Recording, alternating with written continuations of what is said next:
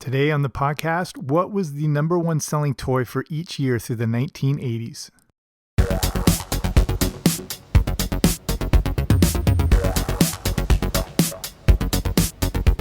Hey there, what's happening? Welcome back to the Everything 80s podcast. I'm Jamie. Thanks for coming on out today. And we're looking at the number one selling toy for each year from 1980 to 1989. Every year there's always a standout toy. In the 80s, it seemed like every toy that came out was one of the most epic of all time. But before we start, make sure you subscribe wherever you find your podcast. I should be there. Okay, here we go. So what makes for a best-selling toy? It usually comes down to a few things like demand, promotional hype, plus a lack of inventory. If you know something is scarce, it drives up the value. When you combine all of these things, especially going into Christmas, you've got a time bomb on your hand. And, there's been notable toy crazes over the years.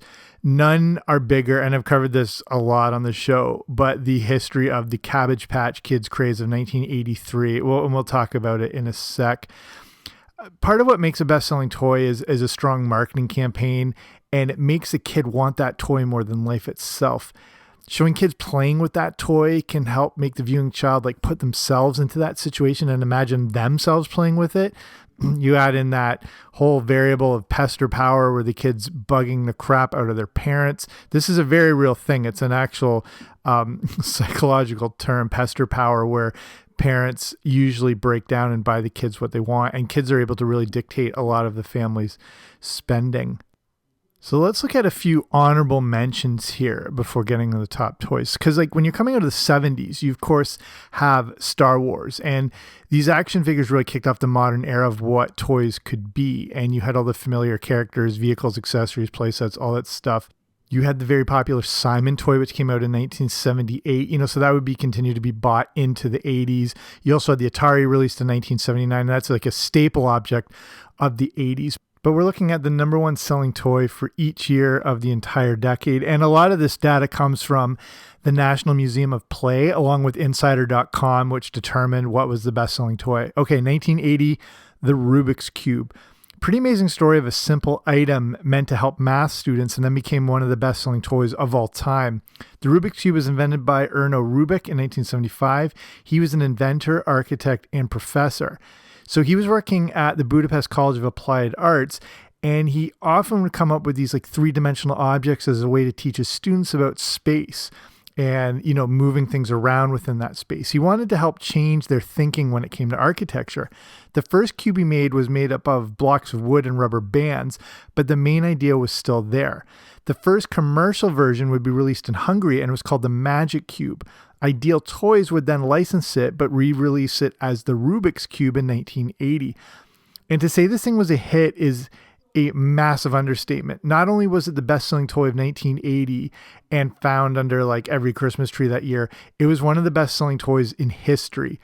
It would also lead to the incredible Rubik the Amazing Cube, which I've covered on the show, and you can listen to that. Okay, 1981, the number one selling toy, Smurfs. If I haven't explained what a Smurf is to you, then you're probably in the wrong place. But the idea of the Smurfs goes as far back as 1958. After that, they became used in things like comic books before making their way to TV. The Smurfs were created as a Dutch comic franchise by an artist known as Peyo. They were first called the Schtroumpf, which apparently was a made-up word by the artist when he couldn't remember the French word for salt. It sounds like he was taking part in some other Dutch traditions before the meal. The cartoon show debuted on September 12th, 1981. The show was a massive hit for NBC. It was actually the winner of awards for excellence in children's programming. It would also be nominated for Daytime Emmys. Before 1981, Smurf merchandise was limited to a few small figurines. When the show launched, it resulted in an avalanche of Smurf merchandise, including toys, lunch boxes, which I had. There were plush dolls, Smurf cereal. There's over 300 million Smurf figures sold over the years. That's how big they were. Okay, the top selling toy for 1982, My Little Pony. Favorite of bronies everywhere. I grew up with a sister and I was all too familiar with My Little Pony. But this toy was a juggernaut and would be, again, popular with not just girls, but even and a lot of boys were big purchasers and recipients of this as a gift. It would lead to the very popular cartoon show, movies, and this toy line that has lasted for decades.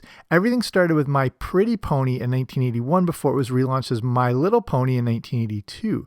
The first line of toys started with 6 small but colorful ponies known as Generation 1.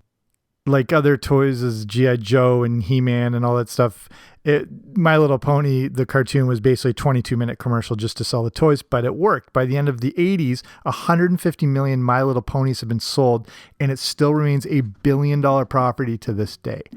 1983, which we already mentioned, the Cabbage Patch Kids. The definitive must-have Christmas toy, possibly of all time, and the toys that started what a true toy craze could be. People had bones broken to get these things in 1983, and it really seemed to set the stage for what retail hell could be with events like Black Friday. The Cabbage Patch Kids started as a simple fabric-based toy created by Martha Nelson Thomas, and I did the whole show in the history. You need to check it out. This is just a quick recap. She wanted to create a doll that looked like a baby and could actually be played with, unlike those porcelain dolls that look like they're going to come to life and kill you. The idea seemed to have been then borrowed by Xavier Roberts, who made them into the version you know now. So, I mentioned those factors that make a hot toy, the big thing that year, such as, popularity, demand, scarcity. Well, the Cabbage Patch Kids had this in droves, and not to mention they were all coming out at Christmas. So they hit the market in the fall of 1983 for the perfect lead up to Christmas. It's hard to pinpoint the exact reason they caught on like wildfire, but between perfect commercials, originality, uniqueness, news reports, it created the perfect storm. Scarcity is probably what really lit the powder keg, as once the demand started to raise, there were just simply not enough to go around. The average store was carrying $200 to $500 max, but had thousands of customers trying to get them. This is what led to the riots, trampling, the damage to stores and people. Basically, parents will do whatever it takes to provide for their kid, and Cabbage Patch Kids emerged as some sort of necessity like food or shelter. My theory of why they were so popular is due to their uniqueness. Most every doll was different, and this made each one feel more special to a kid, as no one else probably had the one they did.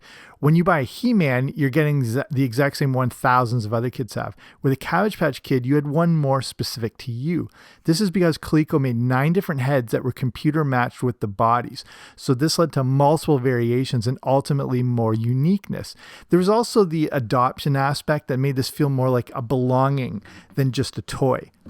Okay, 1984, the top toy, Transformers. To me, the best toy line of all time. You've got the perfect combination of robot, alien, battle, novelty, all rolled into one. They also weren't just transforming robots, but ones that had an amazing backstory and characters. This was the smart move done by Hasbro when they made the toys, knowing that giving them an identity created more of a universe for them. They even had brought in Marvel Comics to create their story and their legacy. Transformers started with a 3-part miniseries that also served as basically a commercial. This got us all familiar with Cybertron, their history, all the main characters. The entire first season that came after that was actually already commissioned and produced before that first miniseries even aired. The miniseries first started in September 1984, again leading very nicely into Christmas that year. I don't ever remember toys that I wanted more badly for Christmas, but this takes the cake. And of course, I've covered the Transformers in my episode all about that if you want to go back and look. Okay, top toy for 1985, Teddy Ruxpin. And this is another show I've done as well. Everyone remembers Teddy Ruxpin, but it might surprise you to learn what a best-selling toy he or it was. He ruled all of 1985, which is pretty remarkable considering all the epic toys that were out at the time. So Teddy Ruxpin, the talking bear, is actually a pretty amazing piece of technology and an interesting story. He was designed by a former employee of Disney who got inspiration from the Country Bear Jamboree, Chuck E. Cheese, and he was also involved with the animatronic characters from Welcome to Pooh Corner. Teddy Ruxpin started out as just a head on a stick as a prototype, but was pitched to head of Atari, Don Kingsborough, for some reason. He was able to see the possibility of this thing being successful as there was some real talent and creativity behind it. The goal with Teddy Ruxpin, again, like most of the toys on these lists, and I've covered before, was to get them out by Christmas, of course. But the problem is this gave the creator of Teddy Ruxpin only 6 months, but he was able to make it happen. $60 million was put into the production to get Teddy finished in time, and it worked. Worlds of Wonder, who released Teddy, sold a staggering 41,000 units in the first 30 days. The plan was to launch him with his own cartoon series like all the other toys. Turns out they didn't even need it. From just September to the end of 1985, Teddy Ruxpin brought in $93 million. Converted for today, that's about $220 million. Okay, the top selling toy for 1986. You probably thought this would come a little earlier, but it's G.I. Joe. And again, it's weird that this is getting later into the decade, but from a survey of 3,000 U.S. retailers published in the November issue of Toy and Hobby World magazine, G.I. Joe was the best-selling toy of 1986. The toys, though, remember, came out in 1982, and they started accompanied by a Marvel Comics series. And then the cartoon series came out in 1983, but the success in 86 makes sense for a few reasons. The cartoon was now more established and part of the popular zeitgeist for every young male in existence. All the characters, vehicles, and shows had now been released, and that had created one giant collective and complete universe. The cartoon show was established and must-watch TV after school, airing in that 3 to 6 p.m. time slot. The cartoon went into a full series in 1985 with 55 episodes after previously existing as a 30-second cartoon commercial in 1982, then 2 different 5-part miniseries in 1983 and 1984. And like I said, by 86, this was just like part of, for me personally, that was part of your daily routine, was watching G.I. Joe after school. Okay, top toy of 1987, and probably don't see this one coming. Not totally a toy, but it counts. Jenga. I think every household on Earth has Jenga in it somewhere. And you probably don't even remember buying it or getting it. You just have Jenga. It just appeared. It's like Monopoly. You may think of Jenga as an ancient type game, but it was actually a modern original idea. And it was created by an English woman named Leslie Scott. Scott grew up between England and East Africa, and it was a game that her family had created in the 70s. They lived near a sawmill and purchased some blocks and created a stacking game that they had found fun and addictive. When deciding what to call it, they came up with a few names, including Cheza, but went with the variation of the Swahili name Kojenga, which means to build. Jenga started as a grassroots project in 1982 and would be sold at toy fairs. The first commercial launch of Jenga would happen in Canada in 1985 before being released worldwide. Toy company Irwin was behind this, but hated the name Jenga. They thought that it wouldn't mean anything to anyone, and they didn't know how they would sell and market this game with the weird name. Scott stuck to her guns, though, to keep the name Jenga, and it was fully launched at the Toronto Toy Show in 1986. Check this out. 400,000 orders were placed right there, which is nuts. In 1987, Irwin licensed it to Shaper Toys in the US, who was bought by Hasbro, who released Jenga under the Milton Bradley name. Jenga then, of course, really took off with the famous and memorable commercial where they just embraced the name. It was a massive hit, making it the must-have toy for that year. Jenga continues to sell at least 4 million units a year from that point up till the year 2000. Okay, number 1988, the number one selling toy, and there's no way you will get this. I didn't. The Koosh Ball. Do you remember the Koosh Ball? You might not even, you know what I'm talking about, but you probably might not even know the name. The sort of feathery ball with the strands coming off it that was really light and whatever, but it was the best selling. You might have to even just like Google image this thing if you can't picture it, but it was the number one selling toy of 1986. And like most toys, the simplicity of the Koosh Balls, which helped lead to its success. It's that's all it is. It's a soft, squishy ball with rubber strings attached. You could throw it, if you had one of these things, you could throw it as hard as you wanted and not really hurt anything or anyone. I think the big appeal here is that they were cheap. Every kid could get one for Christmas as they were inexpensive, and it was easier for kids not to feel, left out of the loop. Compare this to asking for a Teddy Ruxpin, which back then cost the equivalent of $160, plus the cassettes were $12.95 a pop. The Koosh Ball was created by Scott Stillinger, who wanted something to help his kids learn to catch. He started putting this thing together using a box of rubber bands and came up with a prototype that he brought to his brother-in-law who worked for Mattel. The ball is made of 2,000 rubber strings, and the name Koosh comes from the sound made when you caught it. Some people didn't get it at first, but consumers did, making it that year's #1 selling toy. There would even be weird things like a comic book spinoff. That's how big the Koosh ball was. Okay, 1989, the #1 toy, the Game Boy. So I'm not sure, again, if the Game Boy is considered a video game or a toy, or if that's the same thing, but according to Reader's Digest, the Game Boy was king in 1989. Video games were now back on the upswing, mostly thanks to the NES, but the Game Boy really caused a frenzy. It seems kind of quaint now, but being able to take your video games on the go with you is pretty mind-blowing. And these weren't like the crappy handheld Game Watches of yesteryear.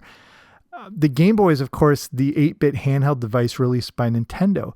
It came out first in Japan in April of 1989, then in North America in July. The cool thing with the Game Boy was you felt like you had a portable NES. It even had the same familiar control pad built into it, which is sort of evolved from the Game & Watch as well. It was black and white, but it didn't matter. The whole concept worked, not to mention the monumental success of one of the featured games, Tetris.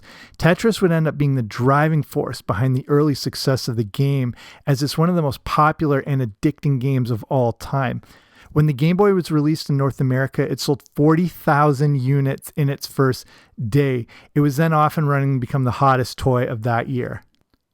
Okay, we'll finish it up with sort of the fun fact here, fact of the podcast. Which was the overall best-selling toy of the 80s?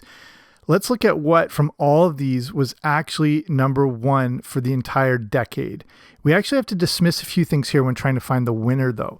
We're determining this toy, this #1 toy, because it was released in the 80s. That's the main criteria, because some of the toys created in earlier decades, say such as Barbie, Lego, Hot Wheels, continued to be massive sellers in the 80s. But if we're looking at the one toy that was released in the 80s that emerges as the single best-selling toy of the decade, it is the Rubik's Cube. Again, the phenomenon that is the Rubik's Cube just cannot be understated. It would end up selling an astonishing 350 million units. Again, it's another one of those toys that just seem to exist in every house. You probably don't remember getting it or buying it, but you had a Rubik's Cube. The Rubik's Cube was so big that at the end of that year when it was released, 3 of the top 10 New York Times best-selling books were books on how to solve the Rubik's Cube. That's how big the Rubik's Cube was. So not only the biggest seller of the 80s, but one of the most successful toys in history. So we'll finish it there. Thank you for listening. Hope you like this show. If you haven't already, make sure you subscribe wherever you find your podcast. I should be there. I'll be back soon with a brand new episode. Don't you dare miss it.